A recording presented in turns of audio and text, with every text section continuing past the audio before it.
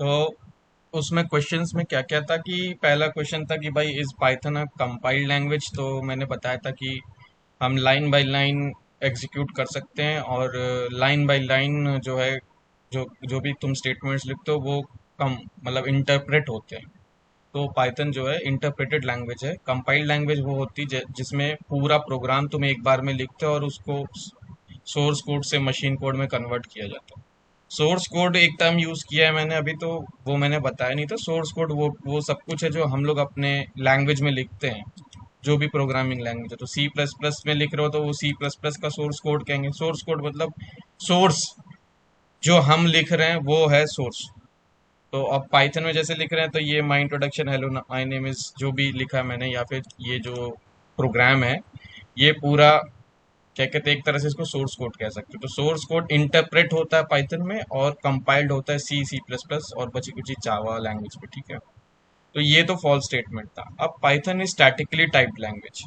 Statically typed language का मतलब ये होता है कि हमको जो भी वेरिएबल डिक्लेयर कर रहे हैं उसका टाइप पहले ही बताना पड़ेगा प्रोग्राम को। तो जैसे सी सी प्लस प्लस में अगर तुम लिखो, तो अगर तुमको इंटीजर वेरिएबल यूज करना था तो तुमको लिखना पड़ता था कि इंट माई मार्क्स 20। बट मैंने ये चीज हम इंटीजर हमें बताने की जरूरत नहीं पड़ रही है पाइथन में, राइट। पाइथन अपने आप पता कर पा रहा है कि कौन सी लैंग्वेज यूज हो रही है। तो यहाँ पे माई मार्क्स 20 का मतलब ये क्या कहते हैं, अपने आप पाइथन समझ रहा है कि ये जो भी वैल्यू तुम पास करोगे वो इसमें स्टोर हो जाएगी, और डेटा टाइप भी अपने आप दिखाएगा।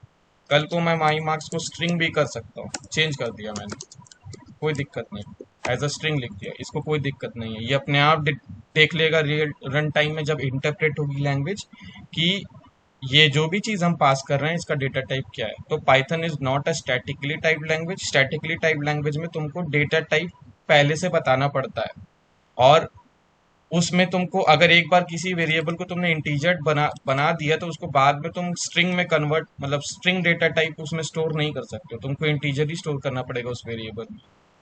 और डायनेमिकली टाइप लैंग्वेज में क्या है कि तुमको डेटा टाइप वेरिएबल का नहीं बताना पड़ता है, और तुम आज अगर इंटीजर स्टोर करो तो कल को उसमें स्ट्रिंग भी स्टोर कर सकते हो, कोई दिक्कत नहीं।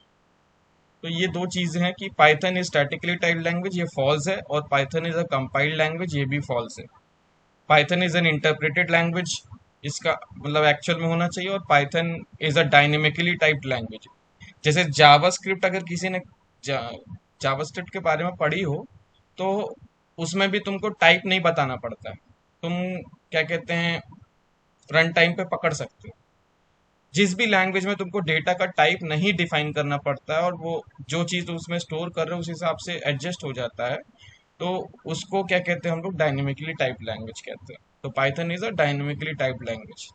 अब हम लोग ये क्वेश्चन था हमारा कि माई नेम अगर यादवेन सैनी है, तो अगर हम लोगों ने माई नेम -5 से लेके एंड तक गए तो इसका आउटपुट क्या होगा। कोई बता सकता है, किसी जिसने अटेम्प्ट किया है, इसका आउटपुट क्या होता। मैंने नेगेटिव इंडेक्सिंग कल बताई थी, किसी को एस होगा सर। क्या होगा। एस। एस आएगा। एस तो आएगा, बट मैंने यहाँ पे कोलन भी लगाया है ना ब्रो। तो अगर कोलन के यस। बाद मैं कोलन के बाद कुछ भी पास नहीं करता तो वो एंड ऑफ स्ट्रिंग तक जाता। मैंने ये भी बताया था, राइट। तो वो सैनी प्रिंट कर देगा। ये क्लियर है किसी को, नहीं क्लियर है। तो अगर मैं यहाँ पे लिखता हूँ, कलर चेंज कर, ये भी कलर बेकार है।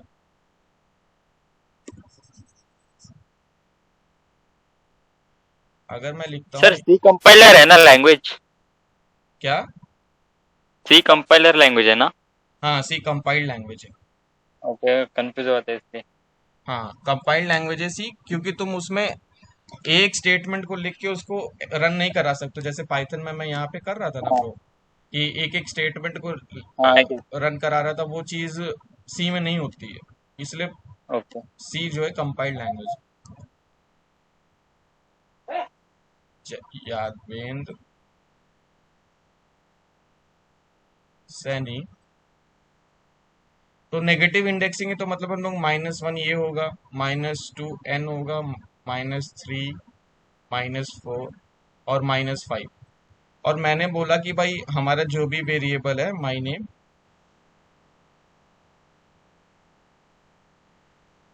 -5 से एंड इंडेक्स में मैंने कुछ भी नहीं दिया। तो पहले हम देखते हैं -5 कहाँ आएगा। -5 आया एस पे, तो स्टार्ट इंडेक्स हमारा -5 है। अब ये एंड इंडेक्स पे अगर हमने कुछ भी नहीं दिया है तो पाइथन बोलता है कि ठीक है भाई, तब तक मैं प्रिंट करता जाऊंगा जब तक स्ट्रिंग का एंड नहीं आएगा।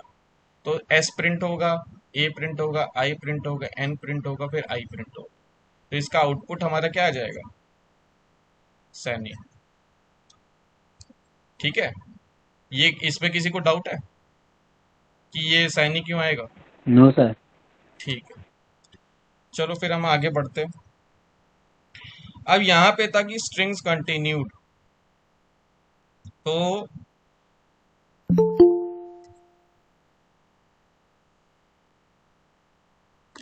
स्ट्रिंग्स कंटिन्यूड का देखते हैं हम लोग। इसमें मेरे पास एक नाम है राघव मीना, और मैं चाहता हूँ कि इस स्ट्रिंग को रिवर्स में प्रिंट किया जाए, मतलब उल्टा करके प्रिंट हो। ए पहले आए, एन बाद में आए, फिर डबल ई आए, फिर एम आए, फिर स्पेस आए, ऐसा। तो ऐसे करने के क्या क्या तरीके हैं? तो यहाँ पे मैंने 3 तरीके बताए इसको करने के। पहला तरीका, क्योंकि हम लोग स्ट्रिंग स्लाइसिंग पढ़ रहे हैं तो ये वाला पार्ट अभी पहले देखते हैं। तो मैंने बोला कि भाई हमारा जो स्ट्रिंग स्लाइसिंग का सिंटेक्स है उसमें हम लोग क्या बोलते हैं, स्टार्ट इंडेक्स भेजते हैं, एंड इंडेक्स भेजते हैं, और एक एक और पार्ट भेज सकते हैं जो कि होता है कितना जंप कर सकते हो तुम। तो अगर मैं लिखूं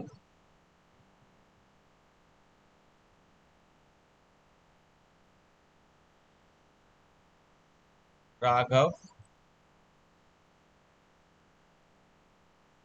मीना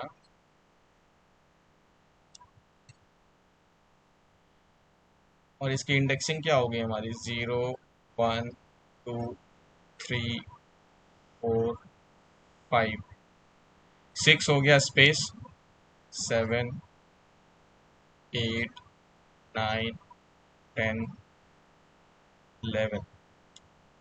अब अगर मैं क्या करूं कि यहीं पे नेम वेरिएबल में मान लो मैंने राघव मीना को स्टोर किया था, उसमें मैं क्या कर दूं, स्टार्टिंग इंडेक्स 0 पास कर दूं, एंड इंडेक्स में कुछ भी ना पास करूं, और एक कोलन और लगा दूं, और उसमें मैं पास कर दूं 2। तो ये क्या करेगा, इसका आउटपुट क्या होगा कि 0 को प्रिंट करेगा, फिर क्योंकि 2 लिखा है मैंने तो 2 का जंप लेता है, 0 + 2, तो अब जी पे आ जाएगा, जी को प्रिंट करेगा, फिर 2 + 2 4।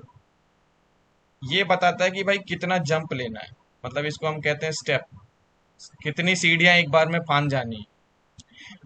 तो 2 के बाद फिर 4 पे आएगा, फिर 4 के बाद 6 पे आएगा, 6 के बाद 8 पे आएगा, 8 के बाद 10 पे आएगा, और फिर इसके बाद तो स्ट्रिंग ही खत्म हो जा रही है, क्योंकि मैंने यहाँ पे कुछ भी एंड इंडेक्स में पास नहीं किया था दूसरे कोलन पहले कोलन के बाद। तो ये समझ गया कि भाई जब तक स्ट्रिंग खत्म नहीं होगी तब तक हमको प्रिंट करते जाना है। तो इसका आउटपुट हमारा क्या आ जाएगा, RGA स्पेस EN। इसको करके देखते हैं एक बार हम लोग, स्टेप साइज वाला सिंटेक्स क्या कर रहा है देखते हैं। तो अगर मैं लिखता हूँ my name is equals to Raghav Meena, उसके बाद क्या है, नो थैंक्स,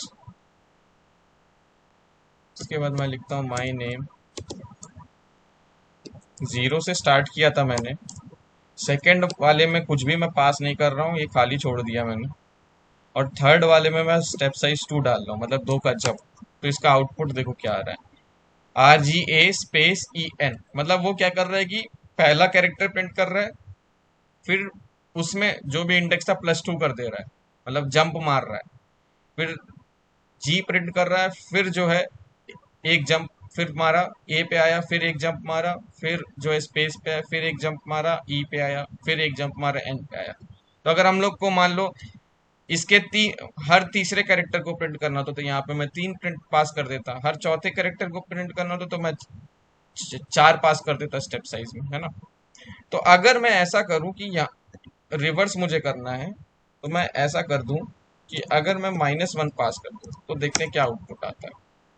-1 अगर मैं पास कर दे रहा हूँ, स्टार्टिंग इंडेक्स एंड इंडेक्स कुछ नहीं दिया, इसका मतलब यह है कि भाई हम पूरी स्ट्रिंग को प्रिंट कर रहे हैं। और -1 प्रिंट पास करने से क्या होगा, स्टेप साइज नेगेटिव आ रही है। स्टेप साइज पॉजिटिव में लेफ्ट टू राइट जाता है, और स्टेप साइज जब नेगेटिव किया तो राइट टू लेफ्ट जा रहा था। अब क्या हो रहा है कि ए पहले प्रिंट हो रहा है, फिर एन हो रहा है, फिर ई हो रहा है, फिर ई हो रहा है, फिर एम हो रहा है। तो ये एक तरीका है शॉर्ट, मतलब कुछ इंटरव्यूज के बहुत ही बेसिक, जो स्टार्टिंग लेवल के इंटरव्यूज उसमें ये पूछ सकते हैं कि how to reverse a string. तो ये एक तरीका है कि हम लोग भाई स्ट्रिंग का स्टार्टिंग इंडेक्स और एंड इंडेक्स कुछ भी ना दें, और स्टेप साइज में -1 कर देंगे तो स्ट्रिंग को रिवर्स प्रिंट हो जाएगा। अब रिवर्स ऑफ स्ट्रिंग का फायदा कहाँ होता है, एक एग्जांपल होता है, जैसे पैलिंड्रोम के बारे में सुना होगा तुम लोगों ने, अगर सी या C++ पढ़े होगे, एक बहुत बेसिक क्वेश्चंस होते हैं बिगिनर लेवल पे। उसमें क्या होता है, पैलिंड्रोम एक ऐसी स्ट्रिंग है जिसको सीधा पढ़ो या उल्टा पढ़ो, दोनों तब भी वो क्या कहते हैं होती सेम है। तो अगर मैं ऐसे करूं कि 1001 कर दूं, ये एक स्ट्रिंग है हमारी, बाइनरी ही मान लेते हैं, या फिर यहाँ पे 1 एक और पास कर देता हूँ। तो अगर मैं इसको लेफ्ट टू राइट प्रिंट करूं या राइट टू लेफ्ट प्रिंट करूं, एंड में आउटपुट सेम आएगा, राइट। अगर मैं इसको उल्टा कर रिवर्स कर देता हूँ, रिवर्स करने के लिए हमें क्या करना था, पहला कोलन, दूसरा कोलन और एक -1। तो लेफ्ट टू राइट और राइट टू लेफ्ट दोनों सेम है। मतलब ये है कि भाई ये नंबर जो है पैलिंड्रोम है, जो भी नंबर जो है लेफ्ट से राइट पढ़ो या राइट से लेफ्ट पढ़ो सेम होता है, उसको पैलिंड्रोम नंबर, पैलिंड्रोम कहते हैं। स्ट्रिंग कह सकते हो, नंबर कह सकते हो, जो तुम्हारी मर्जी। तो अगर मैं यहाँ पे कुछ और करता हूँ, जैसे एक वो मलयालम एग्जाम्पल देता हूँ, और इसको मैं रिवर्स कर देता हूँ, पर हाँ इसमें कैपिटल को स्मॉल कर देता हूँ, वरना फिर वो कैपिटल स्मॉल गड़बड़ हो जाएगा ना। इसको मैं रिवर्स अगर कर देता हूँ -1, तो उल्टा करके भी अगर मैं स्ट्रिंग को रिवर्स भी कर दे रहा हूँ तब भी मलयालम ही रह रहा है। तो इनको पैलिंड्रोम्स कहते हैं। अगर हम लोग कुछ एग्जांपल्स ऑफ पैलिंड्रोम देखें, एग्जांपल्स ऑफ पैलिंड्रोम वर्ड्स, देखो the characters read the same backwards as forwards, मतलब सीधा पढ़ो या उल्टा पढ़ो सेम चीज आएगी। Some examples of palindrome number are, ये वो सिविक है, जैसे सिविक को उल्टा कर दो, रेडार को उल्टा कर दो तो रेडार ही रहेगा। लेवल को उल्टा भी लिखो, एल पीछे से लिखना स्टार्ट करो, LEVEL, तब भी लेवल ही रहेगा। तो इनको पैलिंड्रोम्स कहते हैं। तो ये जो रिवर्स ऑफ स्ट्रिंग का है ना, तो अगर कोई कई क्वेश्चंस आते हैं कि how find if the number is palindrome और नॉट, तो हमको बेसिकली क्या करना होगा कि जो भी स्ट्रिंग है उसको हमको रिवर्स कर देना होगा। रिकॉर्ड हो रहा है ना, हाँ। जो भी स्ट्रिंग है उसको हम रिवर्स कर देंगे, और रिवर्स अगर ओरिजिनल पैलिंड्रोम के बराबर है तो फिर क्या कहते हैं, हम कह देंगे भाई हाँ ये नंबर इज अ पैलिंड्रोम। तो अगर यहाँ पे हम चेक करते हैं, डबल इक्वल्स टू का मतलब है क्या दोनों लेफ्ट और राइट साइड सेम है। यहाँ पे ये फॉल्स आ रहा है यहाँ पे फॉल्स क्यों आ रहा है,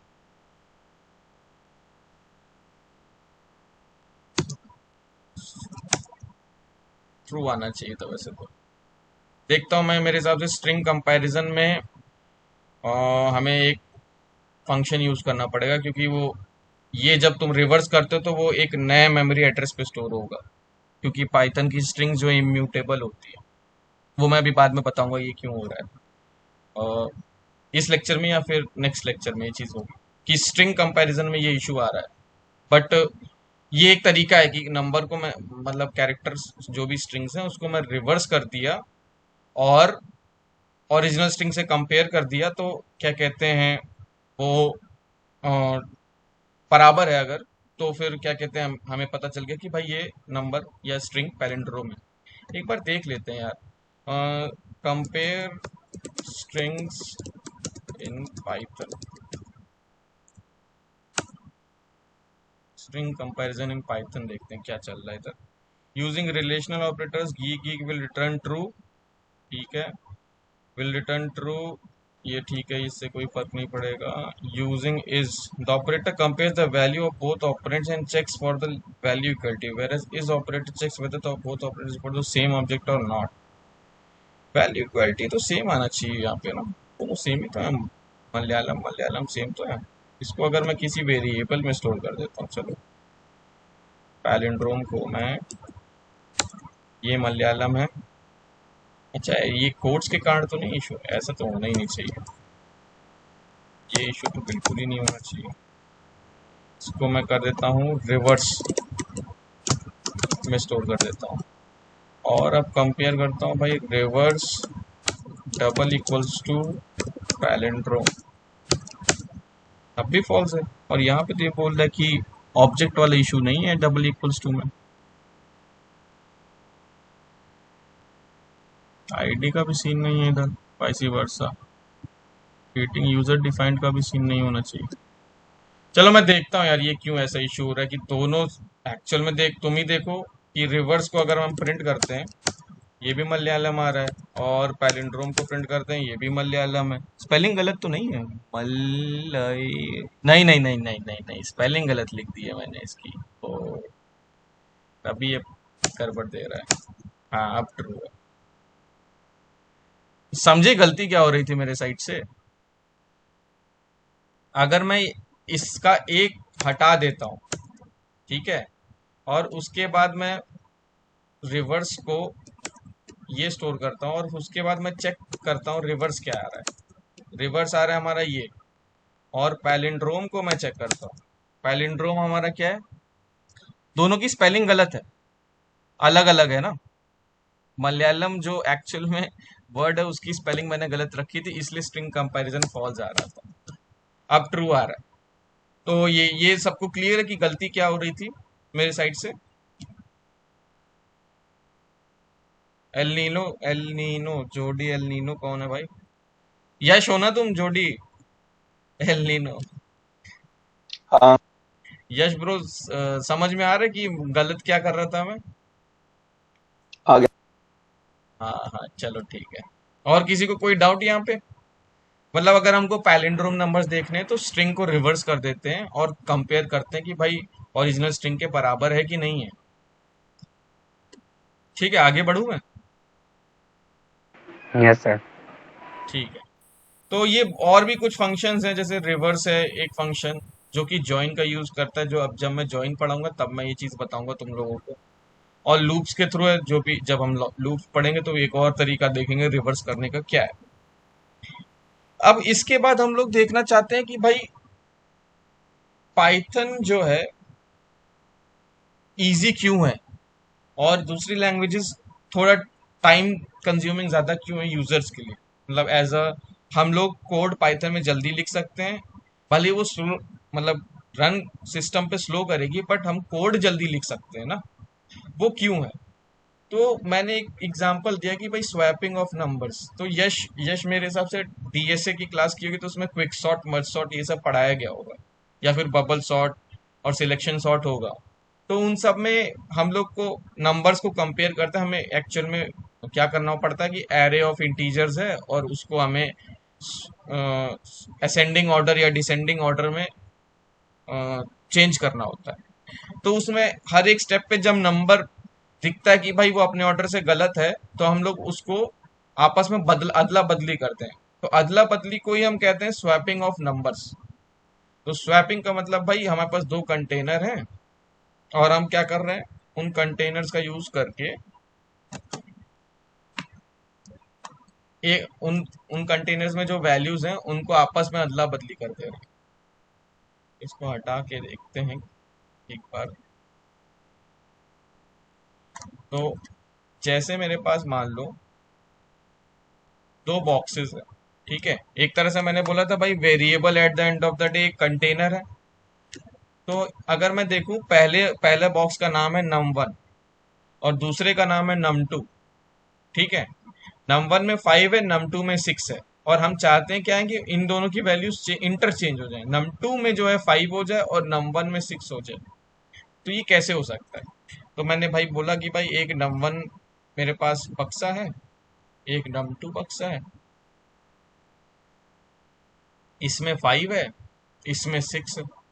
और एंड में हम क्या चाहते हैं भाई, फाइनल आउटपुट कैसा हो जाए हमारा, कि ये num1 वाला बक्सा है और ये num2 वाला है, और इसमें 6 हो जाए और उसमें 5 हो जाए, ये चाहते हैं हम लोग। तो भाई हम कहेंगे कि भाई 6 वाली वैल्यू 5 में डाल दे, मतलब ये 5 वाले जो है इसको इसमें डाल दे, इसको इसमें डाल दे। तो इसके लिए करने के लिए हम क्या कर सकते हैं, एक तो तरीका अगर हम ये सोचे कि भाई सीधा हम क्या करें, num1 में num2 की वैल्यू डाल दें, तो क्या होगा कि 6 की वैल्यू इधर कॉपी हो जाएगी, तो ये 6 हो गया। बट जैसे ही मैंने num1 इक्वल्स टू num2 कर दिया, तो वैसे ही क्या हुआ भाई कि num1 की जो ओरिजिनल वैल्यू थी, जो 5 थी, वो गायब हो गई, वो ओवरराइट हो जाएगी 6 से। तो हमको किसी तरह से एक नया डब्बा रखना पड़ेगा जिसमें ये 5 वाली वैल्यू स्टोर्ड रहे, क्योंकि हमको 5 वाली वैल्यू num2 में डालनी थी, इसलिए हम डायरेक्ट ये असाइनमेंट फेल हो जाएगा ना। तो अब हम क्या कर सकते हैं, हम पहले क्या करें, ये स्टेटमेंट हटा देते हैं, और क्या करें कि भाई एक टेम्पररी वेरिएबल बना लें जिसमें मैं num1 को स्टोर करूं। तो एक नया डब्बा मैंने बनाया जिसमें मैंने बोला इसका नाम है टेम्प, और num1 की वैल्यू मैंने इधर से इधर कॉपी मार दी, तब 5 यहाँ पे कॉपी हो गया, 5 यहाँ पे भी है, 5 यहाँ पे भी है। ठीक है, इसको थोड़ा ऊपर लिखते हैं ताकि एब्सर्ड वे में ना, यहाँ किया मैंने num1 की जो वैल्यू है वो मैंने टेम्प में डाल दी। अब इससे क्या हुआ कि टेम्प में 5 रहेगा। अब जब मैं num1 इक्वल्स टू num2 करूंगा तो क्या हो, पिछली बार मैंने बताया था कि अगर मैं num1 इक्वल्स टू num2 लिखा तो num2 की जो वैल्यू है वो num1 में ओवरराइट हो जाती है। तो num2 की जो वैल्यू है वो सीधा यहाँ पे लिख दी जाएगी। तो अब यहाँ पे 5 नहीं रहेगा, यहाँ पे 6 हो जाता है, यहाँ पे हो गया 6। बट अब यहाँ पे ये इशू नहीं है, अभी भी हमारे पास 5 है। तो अब मैं क्या करता हूँ कि क्योंकि हमको num2 में अब 5 स्टोर करना है, तो मैंने लिख दिया भाई num2 is equals to temp. अब इससे क्या हो गया कि जैसे मैंने बोला था, जो भी राइट साइड में ऑपरेट, इक्वल टू के राइट साइड में जो है, कौन आया आपको डिलीट, तो जो भी वैल्यू राइट साइड में रहती है इक्वल टू के, वो लेफ्ट साइड वाले वेरिएबल में स्टोर होती है। तो अब क्या हो गया कि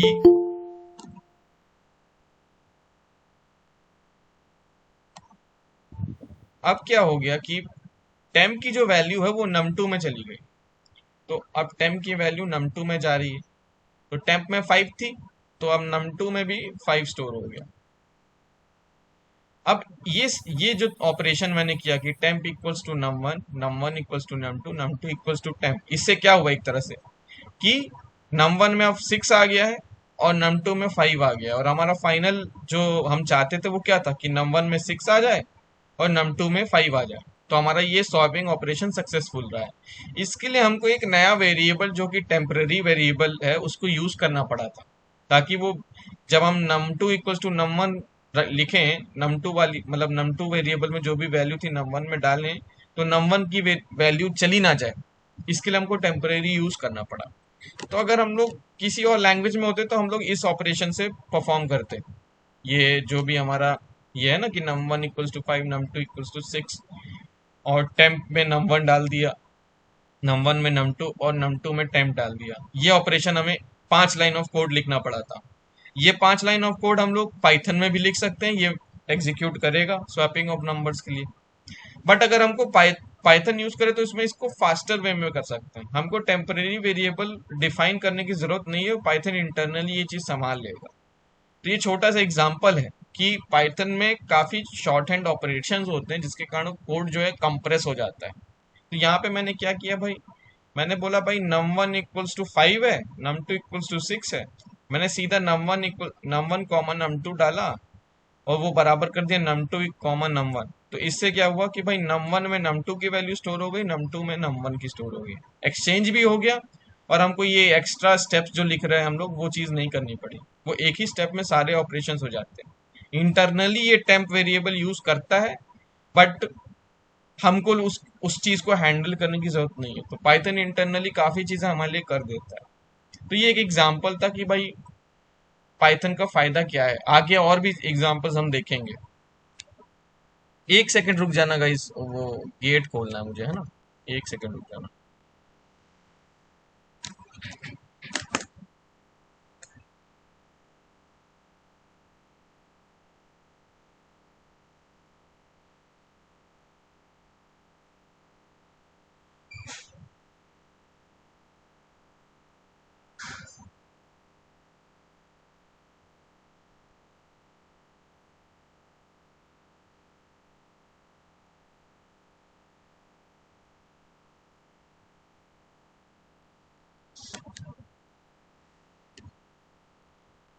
ठीक है, फिर स्वैपिंग वाला पार्ट तक सबको क्लियर है कैसे हो रहा था?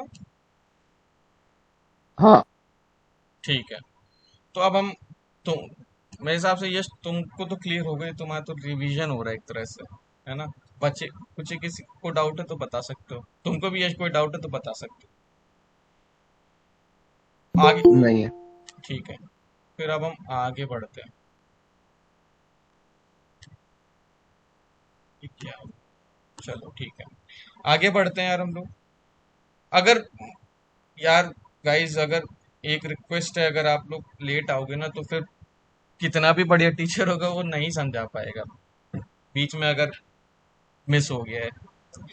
तो अब जितने भी लैंग्वेजेस हैं उनमें हम लोग को डिसीजंस लेने पड़ते हैं। डिसीजन मतलब, अब जैसे आज तुम सुबह उठे और तुमने प्लान किया था भाई कि मौसम अच्छा होगा तो मैं बाहर जाऊंगा घूमने, वरना घर पे वीडियो गेम्स खेलूंगा। तो एक तरह से तुमने डिसीजन लिया किसी वेरिएबल, वेरिएबल क्या है हमारा? मौसम।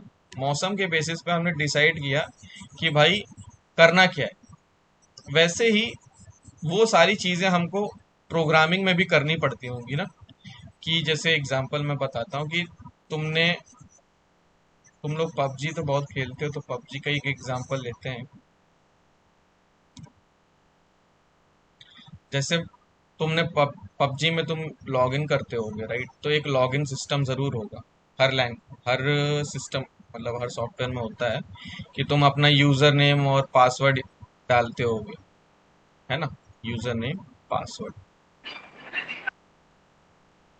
ये सारी चीजें एक सेपरेट सब्जेक्ट होता है सिस्टम डिजाइन, जो मतलब जब तुम लोग सॉफ्टवेयर इंजीनियर से सीनियर सॉफ्टवेयर इंजीनियर्स बनना की कोशिश करोगे तो उस टाइम तुम लोग के इंटरव्यूज में अगर जाओगे तो तुम्हें सिस्टम डिजाइन्स पढ़ाया जाता है कि भाई इंस्टाग्राम पे लोग इतने सारे नोटिफिकेशन हैंडल करने के लिए सिस्टम क्या बनाते होंगे, आर्किटेक्चर क्या होता होगा, क्या सॉफ्टवेयर यूज होते होंगे, वो सारी चीजें होती है। तो उसमें तुमको ये सब बताना पड़ता है। तो जैसे मान लो तुम, ये हमारा पबजी का सिस्टम था, पबजी लॉगिन। तो यहाँ पे क्या होता होगा कि भाई एक नया बंदा आया, जैसे ये एल नीनो है हमारा हीरो,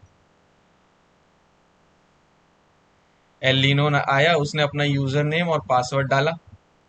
अब क्या होगा, पबजी का सिस्टम एक डिसीजन लेगा, एक डेटाबेस होगा उनके पास। डेटाबेस को जनरली हम ऐसे ही रिप्रेजेंट करते हैं, एक तरह से जिसमें बहुत सारे लोगों का यूजर नेम और पासवर्ड होगा। तो वो एक तरह से, मैं थोड़ा सा सिस्टम डिजाइन का ही हल्का फुल्का बता रहा हूँ, इंट्रोडक्शन टाइप, जो कि अभी किसी काम का नहीं है। उसमें टेबल्स होती हैं, अगर तुम लोगों ने डेटाबेस मैनेजमेंट सिस्टम्स पढ़ा हो तो उसमें होगा भाई कि यूजर नेम स्टोर होगा और पासवर्ड स्टोर होगा। और ये पासवर्ड जो है ना, एक्चुअल में जैसा तुम पासवर्ड लिखते हो वैसा नहीं होता, उसका इंक्रिप्टेड फॉर्म होता है, पर हम लोग वो डिटेल में नहीं जाएंगे। गाइस किसी का माइक ऑन है यार, गोविंद ब्रो तुम्हारा माइक ऑन है, ऑफ कर दो। ठीक है, तो टेबल्स होंगे, यूजर नेम पासवर्ड होगा, और पासवर्ड जो है इनक्रिप्टेड रहेगा, ताकि कोई अगर इस टेबल में जा भी चला भी जाए तो उसको पता ना चले कि भाई पासवर्ड क्या है। ठीक है, तो पासवर्ड जो है हमारा इनक्रिप्टेड है। तो जैसे ये एल नीनो ने अपना पासवर्ड डाला, एल नीनो इसका पासवर्ड है यश, इसने अपना ओरिजिनल नेम डाल दिया। तो फिर डेटाबेस में गया, यूजर ये जो यूजर नेम वेरिएबल में जो भी वैल्यू थी और पासवर्ड वेरिएबल में जो भी वैल्यू थी वो यहाँ चेक किया कि भाई इस यूजर नेम का यही पासवर्ड है कि नहीं। पासवर्ड यस है, तो फिर यहाँ पे इसने कंडीशन एक लगाई। पबजी लॉगिन सिस्टम में एक कंडीशन होगी कि यूजर नेम में हमने क्या चेक, जो भी वैल्यू थी, इफ अगर हमारा जो, इसको ऐसे नहीं करके, इफ अभी स्टेटमेंट पढ़ा है नहीं तो इसको ऐसे नहीं करते, एक कंडीशन चेक लगाई, कंडीशनल स्टेटमेंट रखा हमने कि भाई अगर यूजर नेम और जो पासवर्ड है बंदे का वो हमारे डेटाबेस के वैल्यूज से db डॉट यूजर नेम और db डॉट पासवर्ड से सेम हो रहा है, तो हम कहेंगे भाई कि हाँ दिस इज ट्रू, तो लॉग इन सक्सेस, बंदे को गेम खेलने दिया जाए। अदरवाइज उसको बोल दो कि भाई प्रिंट मैसेज कर दो स्क्रीन पे कि भाई your password is authentication failure, ऐसा कुछ आता होगा तुम लोगों को गेम सिस्टम्स में लॉगिन जब करते होगे। तो ये एक तरह से क्या हुआ कि डिसीजन ले रहे हैं हम लोग। तुम्हारा जो पबजी का लॉगिन सिस्टम है वो डिसीजन ले रहा है कि भाई पासवर्ड सक्सेसफुल, मतलब पासवर्ड और यूजर नेम, इसी यूजर नेम का यही पासवर्ड अगर है जो कि हमारे डेटाबेस के टेबल्स में है, तभी बंदे को अंदर घुसने दो, वरना उसको बोलो कि भाई ऑथेंटिकेशन फेल है, आपको फिर से लॉगिन पासवर्ड करना होगा, या फिर पासवर्ड भूल गए हो तो फिर आप पासवर्ड चेंज का सिस्टम डालो। तो ये जो ये कहते हैं, इसको कहते, ये जो कंडीशनल चेक हमने लगाया है ये हर प्रोग्रामिंग लैंग्वेज में होगा, और इसका, इसके बारे में हम लोग आज पढ़ेंगे कि क्या कैसे कर सकते हैं हम लोग ये चीज। तो उसके लिए क्या होता है कि पाइथन में है एक कुछ, इसको कहते हैं इफ एल स्टेटमेंट्स, जो हम लोग कंडीशनल चेक लगाने के लिए करते हैं। तो अगर मैंने यही चीज प्रोग्राम के लिए लिखना पड़ता तो मैं बोल देता भाई कि इफ क्या नाम है, user name double equals to DB में जो यूजर नेम है डीबी डॉट यूजर नेम, ये एक कंडीशन चेक लगा दिया मैंने। और एंड पासवर्ड भी सेम होना चाहिए, right. Password double equals to DB dot password.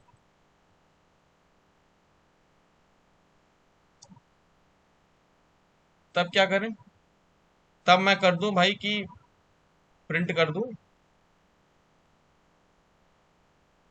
String print करनी है ना, मैं लॉग इन सक्सेसफुल।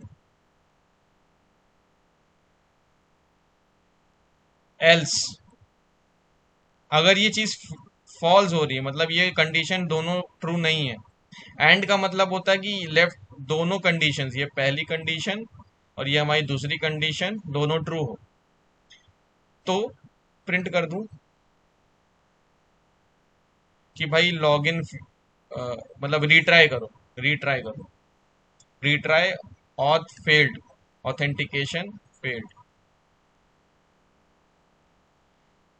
तो यहाँ पे क्या हो रहा है कि भाई हमने कुछ कंडीशंस के बेसिस पे हमने एक कंडीशनल स्टेटमेंट रख दिया जो कि एक किसी कोई कंडीशन चेक कर रही है, और उसके बेसिस पे दो रास्ते निकाल रही है कि भाई अगर आज का वेदर सनी है तो भाई पार्क में मटर गश्ती करने चलते हैं भाई, आवारागर्दी करते हैं दोस्तों के साथ। ठीक है, पार्क में आवारा गर्दी करेंगे। अदरवाइज ऑनलाइन गेम खेल के लोगों को गाली देंगे। ऑनलाइन गेम्स में लोग एक दूसरे को अब्यूज बहुत करते हैं, राइट। ऑनलाइन गेम खेलेंगे, गेम खेलेंगे। तो ये डिपेंड किस बेसिस पे कर रहा है कि भाई वेदर जो है हमारा सनी है कि नहीं। अगर वेदर सनी है तो हम लोग भाई पार्क में दोस्तों के साथ मटर गश्ती करेंगे, वरना फिर हम लोग ऑनलाइन गेम खेलेंगे या फिर कोई भी गेम खेलेंगे, ऑफलाइन ऑनलाइन जो तुम्हारी मर्जी है।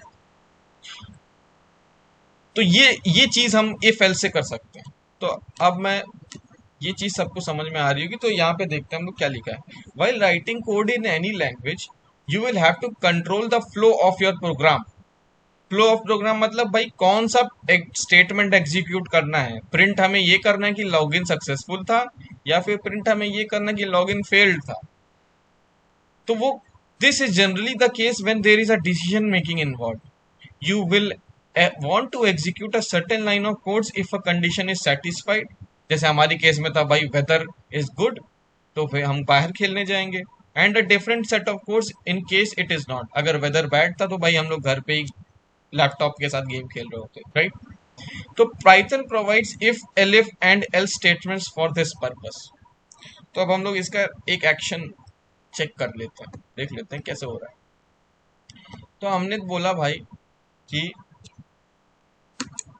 हम ऑड इवन का प्रोग्राम एक लिखते हैं।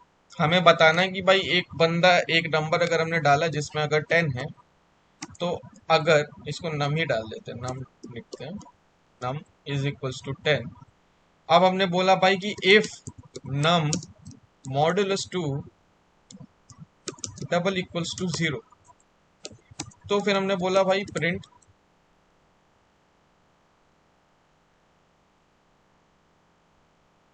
इवन नंबर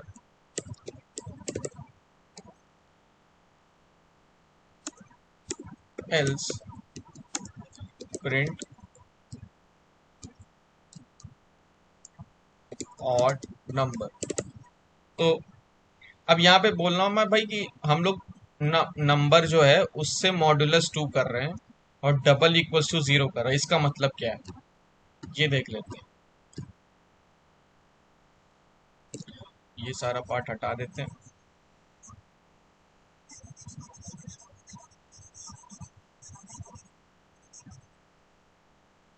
ऐसा कुछ होना चाहिए कि सब कुछ एक ही बार में इरेज हो जाए। चलो, आ, मैंने बोला भाई कि हमारे नंबर में 10 स्टोर्ड है, ठीक है। अब मैं कह रहा हूं कि नम मॉडुलस 2, नम मॉडुलस 2 क्या करता है ये हमें देखना है। तो अगर मैं तुमको बोलूं कि भाई तो 10 को हम 2 से डिवाइड कर रहे हैं, तो बोलोगे भाई 2 5 जा 10 आता है। एंड में सब्ट्रैक्ट करते हैं हम लोग जो भी आता है इधर, और रिमाइंडर क्या आता है यहाँ पे 0 0। तो अगर मैं ये ऑपरेशन करूं 10 डिवाइडेड बाई 2 पाइथन में, तो ये हमें दे देगा 5, जो कि यहाँ पे कोशेंट है हमारा, राइट। जो मतलब कितनी बार हमने मल्टीप्लाई किया, 2 को 5 बार हम 5 से मल्टीप्लाई किए तो 10 डिवाइड हो गया।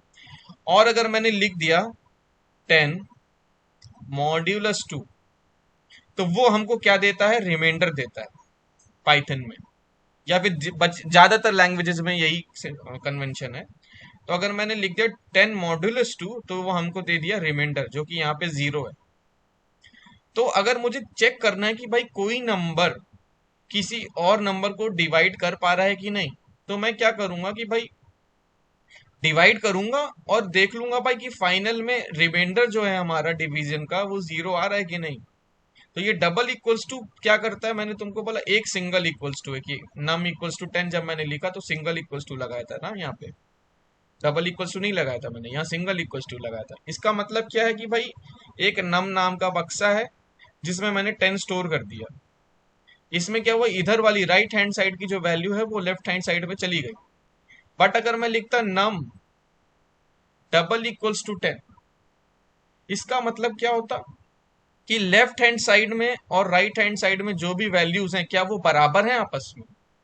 वो जो हमारा इक्वल टू ये इसको हम कहते हैं, जो सिंगल इक्वल्स टू है उसको असाइनमेंट ऑपरेटर कहते हैं, असाइनमेंट ऑपरेटर। और ये जो होता है ये हमारे कंपैरिजन के लिए होता है। कि भाई लेफ्ट हैंड साइड और राइट हैंड साइड सही है, सेम है कि नहीं है। तो अगर हमको चेक करना है कि कोई नंबर इवन है कि नहीं है, तो हम क्या करें भाई, 2 से डिवाइड कर दें, और अगर लास्ट में रिमाइंडर 0 आ रहा है, मतलब 2 से टोटल डिविजिबल है, तो वो नंबर इवन है। अगर नंबर ऑड होता तो क्या होता। बहुत, मैं मान रहा हूँ कि बहुत सिंपल सिंपल चीजें कर रहे हैं, पर फिर भी ठीक है, कंफ्यूजन किसी को नहीं होनी चाहिए। तो अगर मैं 11 डिवाइड करता 2 से, तो क्या होता, 2 5 से 10 आता, सब्ट्रैक्ट करते 1 आता रिमाइंडर। अरे ये क्या हो गया, हाँ 1 आता हमारा एंड में रिमाइंडर। तो 11 मॉड्यूलस 2 अगर हम करते ऑपरेशन, तो उसका आउटपुट आता 1। और अगर हम इसको कंपेयर कर देते 0 से, तो यहाँ पे हमारा लेफ्ट साइड क्या आ रहा है, लेफ्ट साइड का आउटपुट है 1, राइट साइड में क्या है 0। 1 double equals to 0, 1 double equals to 0 का मतलब होता है कि क्या 1 और 0 सेम है, 1 और 0 सेम नहीं है, तो हमारा आंसर आ जाएगा इधर फॉल्स। इसीलिए जब तुम ये प्रोग्राम देख रहे होगे मेरा, तो इसमें मैंने क्या किया है भाई, ये नंबर लिया है, नंबर को मैंने 2 से मॉड्यूलस ऑपरेशन चलाया है। अगर 2 से मॉड्यूलस ऑपरेशन में 0 आ रहा है, तो भाई नंबर इवन है, वरना फिर नंबर ऑड है। तो ये एक तरह से इवन नंबर है या फिर नंबर ऑड है उसके लिए था। इसमें अभी तक किसी को डाउट है, कुछ समझ में ना आया हो? तो इफ स्टेटमेंट होता है, इसमें कंडीशन लगा देते हैं हम लोग, और एल्स में बोलते हैं भाई अगर इफ फेल हो गया तो हमें क्या करना चाहिए। किसी को कोई डाउट? No sir. ठीक है, फिर मैं आगे बढ़ता हूँ। तो यहाँ पे ऑड इवन का फंक्शन ही लिखा हुआ है, तो इसमें कुछ छोटी छोटी चीजें जो मैंने अभी तक बताई नहीं, तो वो मैं बता देता हूँ। अभी तक मैंने तुम लोगों को बताया कि भाई प्रिंट स्क्रीन पे कैसे करते हैं, है ना।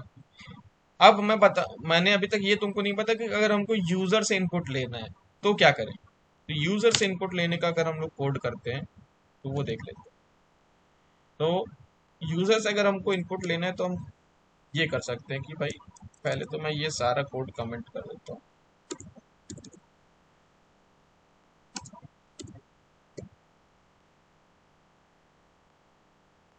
अब मैंने लिखा इनपुट।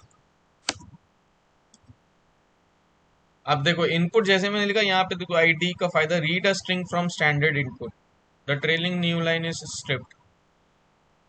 तो ये क्या करता है भाई, जो भी तुम इनपुट करोगे टर्मिनल के अंदर, जब इस प्रोग्राम को रन करोगे, वो नंबर में स्टोर करवा देगा।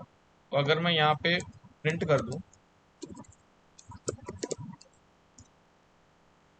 नंबर, और यहाँ पे एक चीज और प्रिंट करते हैं हम लोग, डेटा का टाइप क्या है। तो किसी भी वेरिएबल में क्या का टाइप क्या है, वो चेक करने के लिए हमको टाइप फंक्शन यूज करना पड़ता है। तो इसको रन करा के हम लोग देखते हैं, ls python odd even dot py। अब यहाँ पे हमें इनपुट देना है, इनपुट मैंने 5 डाला,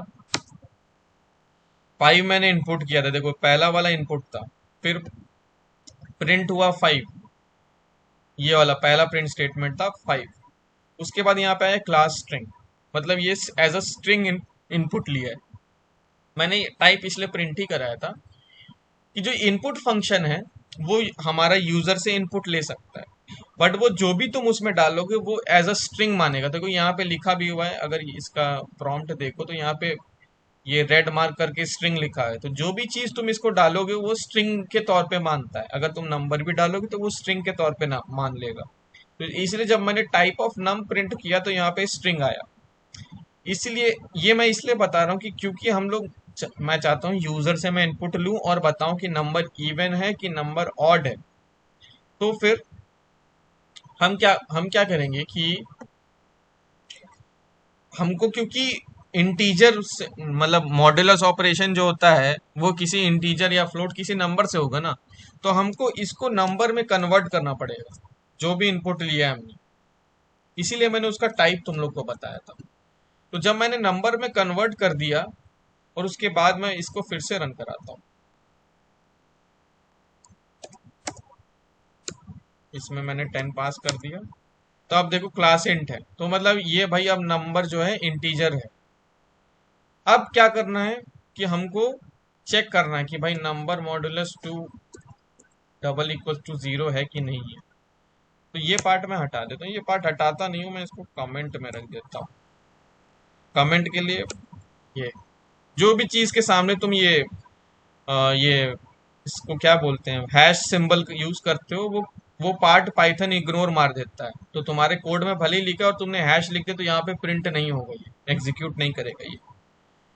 तो अब मैं क्या किया भाई, नंबर को मैंने इनपुट लिया और नंबर जो भी इनपुट था वो एज अ स्ट्रिंग था, उसको मैंने इंटीजर में कन्वर्ट कर दिया। अब इंटीजर में कन्वर्ट कर दिया तो फिर मैं ये ऑपरेशंस कर सकता हूँ। फिर मॉडुलस लिया, चेक किया कि भाई रिमाइंडर जीरो है तो इवन बोल दिया, और रिमाइंडर अगर नॉन जीरो है तो फिर मैंने ऑड बोल दिया। तो इसको एक बार रन करा के देखते हैं हम लोग, राइट।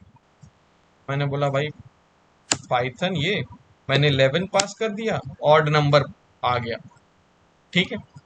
अब मैं क्या करना चाहता हूँ कि भाई कुछ और भी था, मैं यहाँ पे देखो ये भी यूज किया हूँ, क्या बोलते हैं, कर्ली ब्रेसेस वाला सिंबल भी यूज किया हूँ, राइट। तो ये देखते हैं ये किस लिए था। मैंने यहाँ पे ये इसलिए यूज किया कि यहाँ पे अगर तुम देखो ध्यान से तो मैं डॉट फॉर्मेट नम लिख रहा हूँ। मैं नंबर की जो वैल्यू है ना वो इधर पास करा रहा हूँ जीरो में, जो ये पहला कर्ली ब्रेसेस है, और उसमें एक तरह से आ जाएगा कि भाई जो भी नंबर मैंने पास किया 11 मान लो पास किया, तो 11 इज एन इवन नंबर लिख दिया, ऐसा स्टेटमेंट प्रिंट कराने की कोशिश कर रहा हूँ। तो हम लोग ये भी देख लेते हैं। तो मैंने यहाँ पे कर्ली ब्रेसेस स्टार्ट किए और यहाँ पे लिख दिया भाई इज एन इवन नंबर, और यहाँ पे मैंने लिखा डॉट फॉर्मेट। ये एक फंक्शन है जो कि स्ट्रिंग में जहां पे ये कर्ली ब्रेस है इसके अंदर जो भी वैल्यू है ना उसको रिप्लेस कर देगा। देखते हैं इधर, इसमें लिखा हुआ है return a formatted version of string s using substitutions from args and kwargs, the substitutions are identified by braces. तो ये क्या करता है, इस स्ट्रिंग में जहां जहां ब्रेसेस होंगी ना, फॉर्मेट के अंदर जो जो वैल्यूज हम पास करेंगे, आर्ग्स का मतलब होता है आर्ग्यूमेंट्स, वो चीज इधर पास हो जाएगा। तो अगर मैं नम यहाँ लिख दिया तो नम यहाँ पे जो है, जो भी वैल्यू नम में होगी वो यहाँ पे आ जाएगी कर्ली ब्रेसेस को रिप्लेस करके। एग्जैक्टली सेम चीज मैं यहाँ पे करता हूँ। मैंने लिखा ये इज एन ऑड नंबर, उसके बाद मैंने लिखा भाई डॉट फॉर्मेट नम। अब इसको एग्जीक्यूट करा के देखते हैं यार, पहले तो हम लोग हैं पाइथन लिखा मैंने 11 फिर से पास किया। अब देखो लिख रहा है 11 इज एन ऑड नंबर। तो भाई पहले हम लोग देखते हैं, पूरा फ्लो देखते हैं क्या हुआ। इनपुट में मैंने 11 डाला, इनपुट जो है स्ट्रिंग एज अ स्ट्रिंग मानता था, तो फिर वो कन्वर्ट होके इंटीजर हो गया, नम में 11 आ गया। अब if num modulus two double equals to zero है तो 11 को 2 से डिवाइड किया तो रिमाइंडर जीरो आ नहीं रहा था। तो हमने क्या किया भाई, ठीक है तो एल्स में चला जाएगा, तो ये प्रिंट स्टेटमेंट एग्जीक्यूट होगा, राइट। अब ये प्रिंट स्टेटमेंट क्या कर रहा है, इज एन ऑड नंबर तो स्ट्रिंग में ही है, और यहाँ पे कर्ली ब्रेसेस हैं और यहाँ पे फॉर्मेट लगा है। तो फॉर्मेट क्या करता है, जहां जहां कर्ली ब्रेसेस हैं, फॉर्मेट क्या करेगा, जहां जहां पे कर्ली ब्रेसेस हैं उसको रिप्लेस कर देगा इसके अंदर जो नंबर है। तो इसके अंदर 11 था तो 11 यहाँ पे आ गया, 11 इज एन ऑड नंबर हमारा प्रिंट हो गया।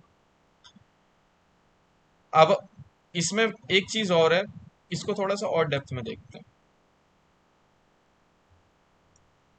हाँ भाई पेन कहाँ चली गई, ये रहा। इसको स्ट्रिंग फॉर्मेटर कहते हैं, ये सिर्फ प्रिंट के लिए नहीं, तुम कई जगह यूज कर सकते हो। मतलब मैं तो लगभग रोज ही इसका काम कहीं ना कहीं आ ही जाता है। तो मैं क्या कह रहा था कि मेरे पास कोई स्ट्रिंग है,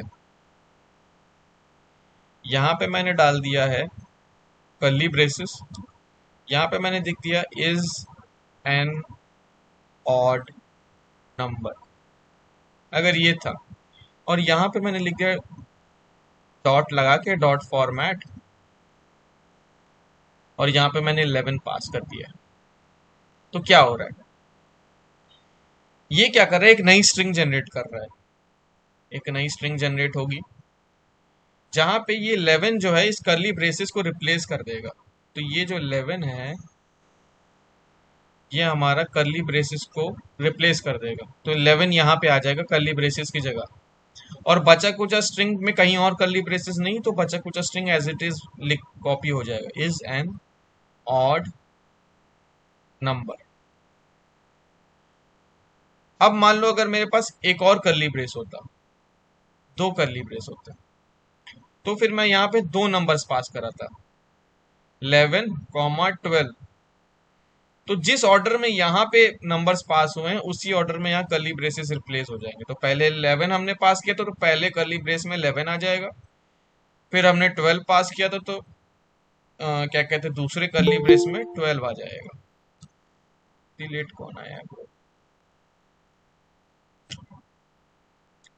तो फिर यहाँ पे क्या हो जाएगा भाई, 11, 12 जो भी, मतलब तुम एक तरह से इसको कह सकते कि स्ट्रिंग फॉर्मेटर है ये। स्ट्रिंग में तुम अपना वेरिएबल्स का वैल्यू इसमें पास कर सकते हो, और जिस ऑर्डर में तुम फॉर्मेट फंक्शन में वैल्यूज पास करोगे उसी ऑर्डर में कर्ली ब्रेसेस रिप्लेस हो जाएंगे। अब इसका एक सिंटेक्स और है। एक तो ये सिंटेक्स हमने देखा जिसमें सिर्फ कर्ली ब्रेसेस पास किया और जिस ऑर्डर में फॉर्मेट फंक्शन में मैंने वैल्यूज डाली थी उसी ऑर्डर में इधर वैल्यूज आ गए। अब सेकंड एक तरीका है कि मैंने बोला भाई कर्ली ब्रेसेस स्टार्ट किया, इसमें 0 स्टार्ट लिख दिया मैंने, इसमें 1 लिख दिया कर्ली ब्रेसेस में, और यहाँ पे प्लस सिंबल लिख देते हैं बीच में। नहीं नहीं, ये स्टेटमेंट अच्छा नहीं है, थोड़ा समझाने के लिए अच्छा होना चाहिए कुछ। ऐसे करते, sum of curly braces 0 and curly braces 1 is equals to curly braces 2। ठीक है, ये एक स्ट्रिंग है और इसमें हमने डॉट फॉर्मेट फंक्शन जब लिखा तो डॉट फॉर्मेट में हमने आर्ग्यूमेंट्स क्या पास किए, 5, 4, 5 + 4। तो इसका आउटपुट क्या होगा, तो मैंने अब ये जो डॉट फॉर्मेट है इसमें भी इंडेक्स 0 से स्टार्ट होता है, तो पहला इंडेक्स 0 ये है, फिर ये 1 है, फिर ये 2 है। तो भाई ये मैंने बोला फॉर्मेट में अगर तुम इसमें इंडेक्स कुछ नहीं पास करते तो फिर जिस ऑर्डर में यहाँ पे वैल्यूज हैं उस ऑर्डर में ये कर्ली ब्रेसेस रिप्लेस होगी। बट अगर तुमने इंडेक्स पास कर दिया है तो जिसका इंडेक्स जहां पे है वो वहां रिप्लेस होगा। तो पहले यहाँ पे 0 इंडेक्स है तो 5 इधर आ जाएगा, तो हमारी स्ट्रिंग कैसी बनने लगेगी, सम ऑफ 0 इंडेक्स 5 था यहाँ पे हमारे फॉर्मेट के अंदर, और कर्ली ब्रेसेस में 0 इंडेक्स यहाँ पे है, तो पहला हमारा 5 आ जाएगा। फिर एंड आएगा एज इट इज, क्योंकि यहाँ पे और कोई कर्ली ब्रेस इनकाउंटर नहीं हुआ है। अब नया कर्ली ब्रैकेट यहाँ पे इनकाउंटर हुआ है, तो फिर हम लोग क्या किए भाई, ये 4 को इससे रिप्लेस कर दिया क्योंकि यहाँ पे 1 इंडेक्स है, तो 4 यहाँ पे आ गया, equals to second index, second वाला कर्ली मतलब सेकेंड इंडेक्स के साथ जो कर्ली ब्रेस है उसमें सेकेंड इंडेक्स वाला फॉर्मेट वाला वैल्यू आ जाएगा, तो 5 + 4 9, 9 यहाँ पे आ जाएगा। तो ये स्ट्रिंग एक तरह से ऐसी बन जाएगी। तो हम लोग के पास दो सिंटेक्स है, या तो यहाँ पे हम लोग कुछ भी नहीं डालते, अगर हमने कुछ भी नहीं डाला तो जिस ऑर्डर में हम फॉर्मेट में वैल्यूज पास कर रहे हैं उस एज इट इज ऑर्डर में पास हो जाएंगे। बट अगर हमने यहाँ पे इंडेक्सेस पास कर दिया, अगर मैं यहाँ पे 1 लिख देता हूँ फिर 0 लिख देता हूँ और यहाँ पे 2 डालता, तो फिर क्या ये स्टेटमेंट ये वाला गलत हो जाता, ये वाला नहीं आएगा। अब आएगा क्या, सम ऑफ, पहला है 1 इंडेक्स की वैल्यू हमें पास करनी है, तो फॉर्मेट में जो पहला इंडेक्स है ये है, ये जाएगा इधर, तो सम ऑफ 4 एंड अब यहाँ पे क्या है 0th इंडेक्स, तो 0th इंडेक्स हमारा क्या है ये 5, तो 5 इधर जाएगा, इज इक्वल्स टू 5 + 4 9।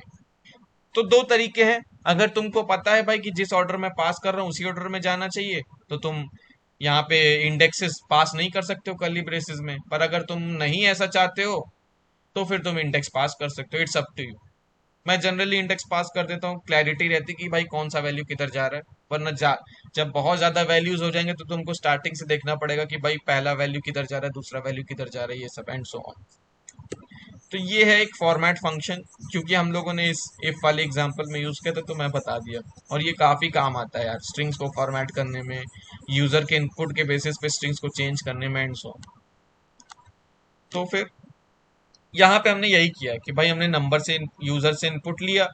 अब यूजर से जो इनपुट लिया वो एक स्ट्रिंग के तौर पे काम आएगा, तो उसको हमने इंटीजर में कन्वर्ट कर दिया, क्योंकि हमको इंटीजर ऑपरेशंस करने, मॉडुलस इंटीजर ऑपरेशन है। फिर हमने देखा भाई कि नंबर को 2 से डिवाइड करने पे रिमाइंडर अगर 0 आ रहा है तो हमने बोल दिया कि भाई is an even number dot format num, तो नम जो है सीधा रिप्लेस हो जाएगा हमारे 0th इंडेक्स पे, तो जो भी नंबर पास हुआ है वहां पे लिख जाएगा कि अगर मान लो 2 पास किया तो 2 इज एन इवन नंबर। अगर हमने 11 पास कर दिया होता तो फिर ये कंडीशन फॉल्स हो जाती, if num modulus 2 double equals to 0, तो एल्स पे आ जाता। और फिर एल्स पे जब आ जाता तो हम लोग भाई प्रिंट कर देते कि क्या कहते हैं, is an odd number dot format num 11 जो है यहाँ पे आ जाता, 0 की जगह 11 इज एन ऑड नंबर आ जाता। तो इफ एल्स में किसी को डाउट है कि नो सर। सबको समझ में आ रहा है? Yes sir. ठीक है, तो अभी तक हमने क्या क्या पढ़ा? हमने पढ़ा कि भाई ये पीछे जाओ, पीछे, हाँ। हमने क्या पढ़ा, हमने कुछ क्वेश्चंस देखे थे पिछली क्लास के जो स्ट्रिंग स्लाइसिंग पे थे। उसके बाद हम लोगों ने स्ट्रिंग स्लाइसिंग का यूज करके नंबर्स को रिवर्स करना सीखा था, मतलब स्ट्रिंग को रिवर्स करना। हमने सीखा कि भाई पैलिंड्रोम्स क्या होते हैं। उसके बाद मैंने बताया कि भाई स्वैपिंग ऑफ नंबर्स कैसे करनी है, और उसका दो मेथड्स हैं जो तुम देख सकते हो, और पाइथन इजी क्यों है और उसमें कोड जल्दी क्यों लिख सकता है इंसान, वो रीजन मैंने बताया। उसके बाद हमने देखा भाई कि इफ एल्स स्टेटमेंट्स क्या होते हैं, और एक एग्जांपल भी लिया कि भाई पबजी का जो लॉगिन सिस्टम है उसमें इफ एल्स स्टेटमेंट्स कहाँ पे आ रहे होंगे उनके सोर्स कोड में। भले ही उनकी लैंग्वेज कुछ और होगी पर घूम फिर के वो इफ एल्स स्टेटमेंट्स आएंगे जरूर। उसके बाद हमने देखा भाई कि इफ एल्स स्टेटमेंट्स का यूज कैसे करते हैं, और नंबर्स इवन ऑड का एक एग्जांपल दिया। उसमें हमने कुछ चीजें देखी कि भाई हम स्ट्रिंग्स को अपने यूजर के इनपुट के बेसिस पे कैसे चेंज कर सकते हैं, तो उसमें फॉर्मेट फंक्शन आता है, और फॉर्मेट फंक्शन को हम कैसे यूज कर रहे थे वो दिखाया। उसके बाद एक और एग्जांपल है जिसमें क्या कहते हैं, हमने देखा भाई कि अगर मान लो, अभी तक हमने क्या देखा था कि अगर मान लो ऐसा एग्जांपल लेते हैं कि हमारा जो यूजर है एलिनो, एलिनो नाम बहुत मस्त लग रहा है तो इसलिए मैं यही बार बार यूज कर रहा हूँ ब्रो। उसने बोला भाई कि बाय द वे मेरे को नाम पता है क्या है वो ठीक है। तो मैं एलिनो ने बोला भाई कि अगर मौसम अच्छा है, तो अगर वेदर सनी है तो फिर मैं बाहर जाऊंगा खेलने। नहीं, खेलने जाऊंगा पर कंडीशन रखते हैं, अगर वेदर सनी है तो मैं कुछ करूंगा, पर अगर वेदर जो है सनी नहीं है, मतलब रेनी है, तो फिर मैं घर पे पबजी खेलूंगा। अगर वेदर सनी है तो एक कंडीशन और डाल दी मैंने कि भाई वेदर सनी होने के बाद अगर वेदर नहीं, वेदर नहीं, वेदर पे तो कंडीशन लगा दिया हमने। टेम्परेचर हमारा 30 डिग्री सेल्सियस है।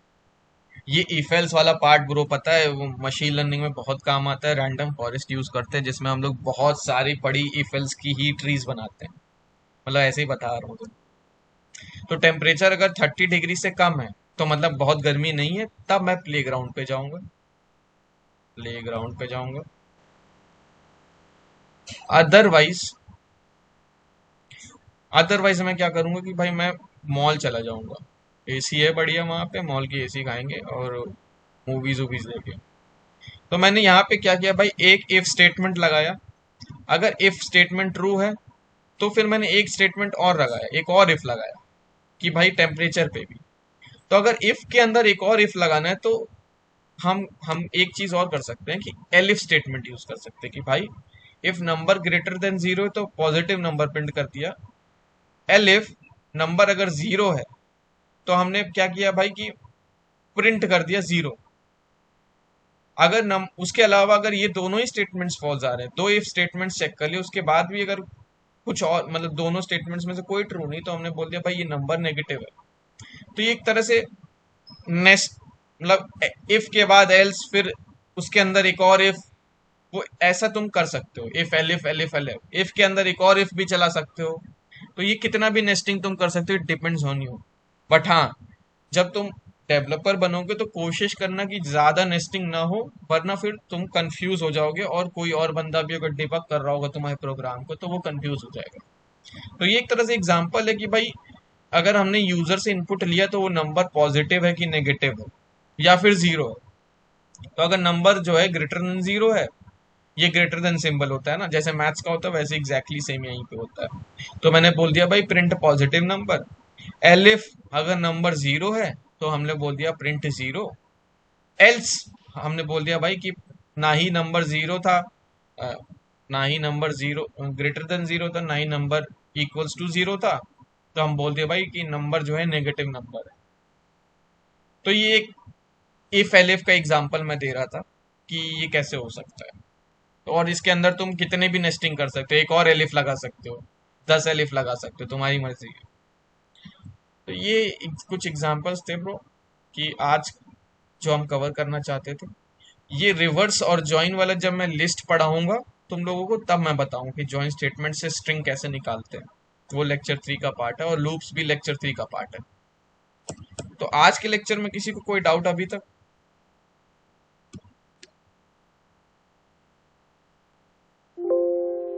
नहीं।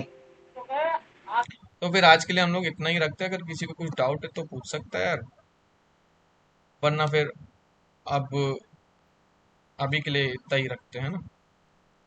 सर कल का आपने जो लिंक सेंड किया है ना, क्या? कल जो आपने लिंक सेंड किया है ना हम्म ग्रुप पे हम्म। गूगल मीट पे, वो हाँ कौन सी लिंक है? अच्छा, कल जो मैंने शेयर किया था वो क्विज का लिंक था ना ब्रो।